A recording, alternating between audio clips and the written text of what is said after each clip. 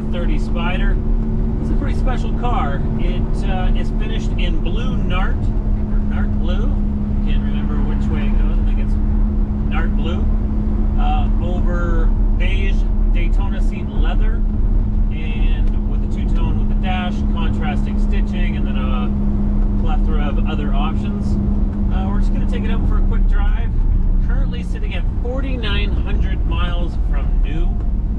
I've got it in auto mode right now, which for the most part means it is very chill.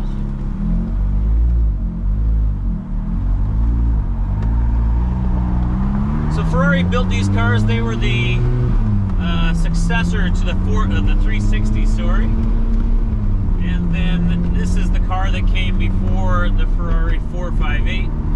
Of course, Ferrari used their last iteration of the F1 transmission in these cars. And I will say the transmission in these cars drives extremely well. I think they probably garnered,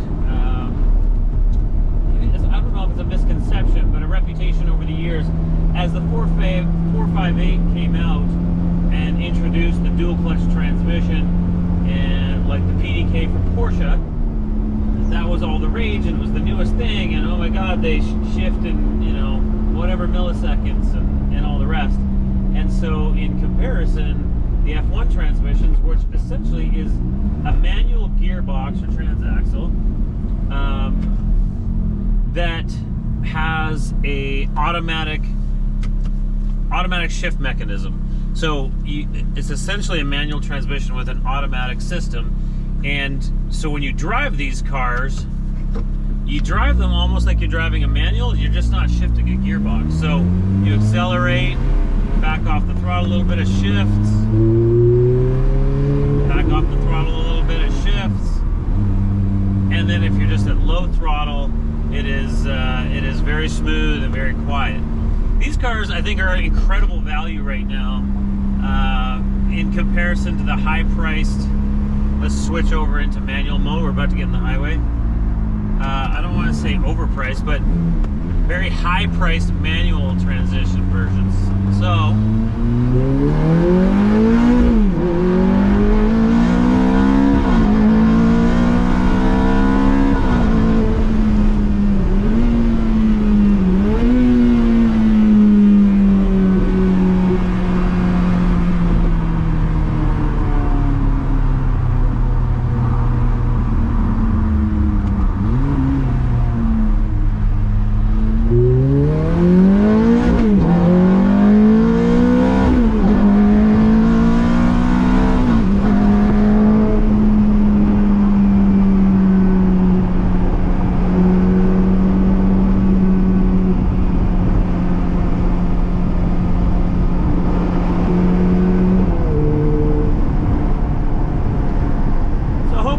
buffeting isn't too bad.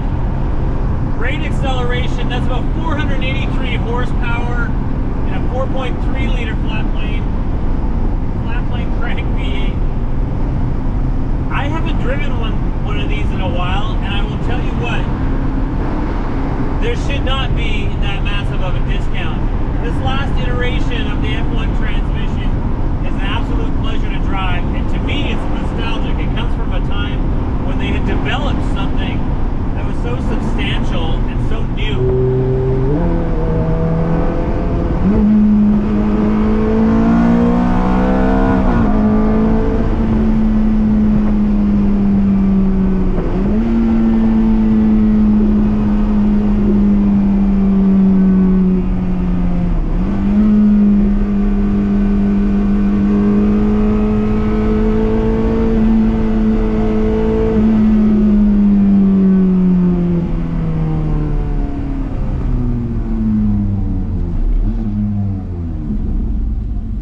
As you can see from the downshifting and upshifting, very quick. It feels fantastic. It doesn't feel jerky like some other manufacturers' transmissions from the same era. I don't know if that was really buffety for the wind, so I'm going to pull in here somewhere. I'll put the top up and keep that on camera, and then we'll continue on. So we're 3 miles in. Yes, I did warm up the car before we got out. But just a phenomenal car. This this actually reminds me not to forget about the F1 transmission 430s. And to be honest, we haven't had a lot of 430s recently. We have had a Scud and the 16M. Sometimes we just don't get the opportunity to get out and drive it. This one is a very, very nicely optioned car. It was sold new at the collection in Coral Gables, Florida. By the way, what I'm doing there, both paddles back puts you into neutral. So if you're just sitting at a light, pull it into neutral. Same thing as putting your car into neutral and taking your foot off the clutch. Car was sold new at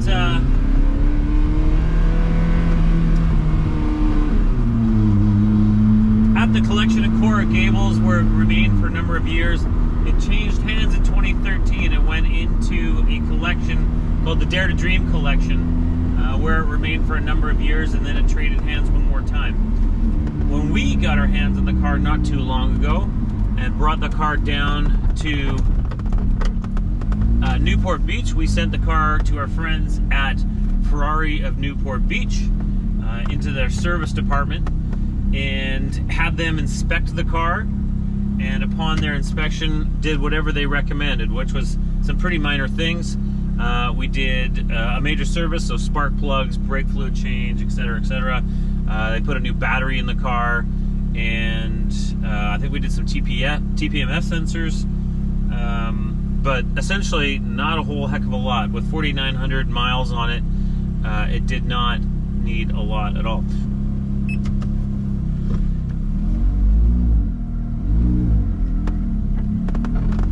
There's been no modifications done to the car. It's completely stock. A plethora of nice options I started to allude to earlier, but hi-fi sound.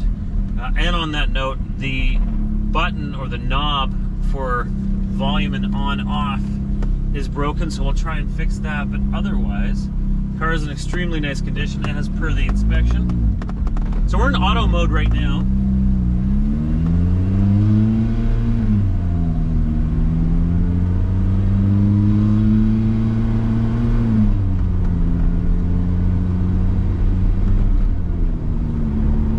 Fourth gear, very smooth and complacent shifts. You can just drive it in auto mode. Of course, it is that 6-speed transaxle gearbox, just like the manual transmission cars. In fact, a lot of people will actually convert these cars at a cost of $25,000 to $50,000, depends who you're dealing with. But they will convert these cars over to an actual manual 3-pedal conversion. Car drives excellent, as it should. These cars, I think, are in a really nice sweet spot. These F1 transmission cars, they do sell at a discount versus their 6-speed manual gearbox cars. But I think tremendous value in that you get all of the same car that you're getting in the manual gearbox, with the added, and I'm going to admit it, I think the added convenience that if you just want to casually drive around in automatic mode, you don't want to be manually shifting, you have that ability. Of course, some people are going to say, why would you ever want that? Well, teach their own, but I think there's enough people that would enjoy it, and to be honest, I think I would enjoy it. So, US spec car, absolutely clean history, sold new at the collection in Coral Gables. Then in 2013, it moved to the Dare to Dream collection in Toronto, Ontario, Canada. That's where it remained for some time, and then it came back to the United States. It is now titled in the United States in our name,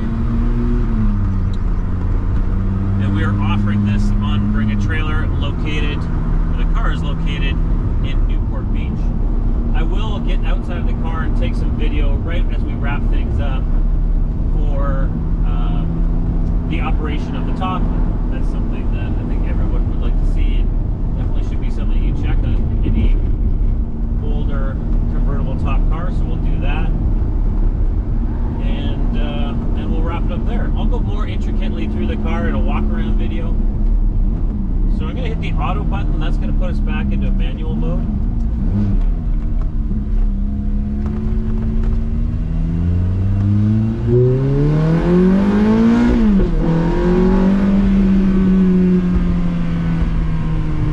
These cars and this V8 are so much fun. Equally as equal to the fun of the 458, and to be honest, I appreciate the styling of the 430 more than the 458. I love the 458, but I'm a nostalgic guy. I like the era of the 430.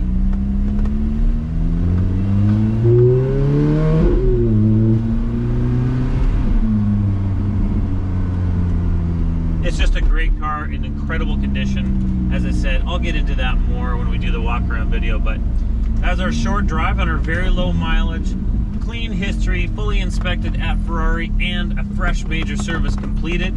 The clutch reading is 16.9% worn, which means you have essentially 83% clutch remaining, which is very, very good. No sticky buttons in the interior, drives fantastic. This is a great car, and I think the big thing to talk about is the color combination of blue Nart over the beige leather with black dash and contrast stitching. This is a color spec I think that a lot of people would swoon over, of course in a Ferrari, but one of the best color combinations, and you see it a lot in Bentleys, to be honest, and I would say those are the ones that are some of the most highly desired. I'm Joel, we are Silver Arrow Cars. You can find us on the internet. Hope this has satisfied the urges, or not the urges, but the desires of the things you need to know in order to bid and purchase the car. This is by no means supposed to be a video that is all driving and nothing else. I thank you so much.